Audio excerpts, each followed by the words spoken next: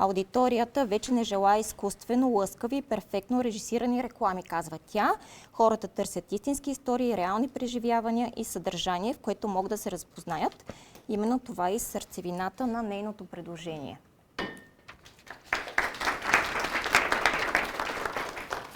Уважаемо жури, уважаеми гости, благодаря, че имам възможността да представя своя проект Грация Медиа. Иновативна маркетинг агенция, създадена в отговор на една много ясна промяна в поведението на потребителите. Казвам се Грациела Митева, на 16 години, от град Стара Загора. Изучавам компютърна графика в професионална гимназия по компютърни науки и математически анализи, професор Минко Балкански. Искам да се занимавам с дигитален маркетинг и установих пазарния проблем, че днес хората не вярват на лъскавите видеа, на перфектните актьори, на изкуствените послания. Това не ги убеждава. Те не вярват на режисирани сцени.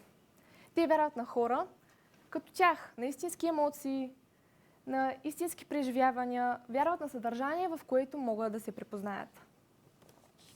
Пазарният проблем, който решавам, е пренасищането с реклама и недоверието. Хората вече не вярват на реклами, те вярват на хора. Потребителят разпознава рекламата за секунди и я пропуска. Вместо това той търси съдържание с истински емоции, с истински чувства, с реални преживявания, съдържание, което му вдъхва доверие. Нека ви задам един въпрос. Кога за последно си купихте нещо, защото видяхте перфектната реклама по телевизията? Не може да се сетите, нали? Казах вчера.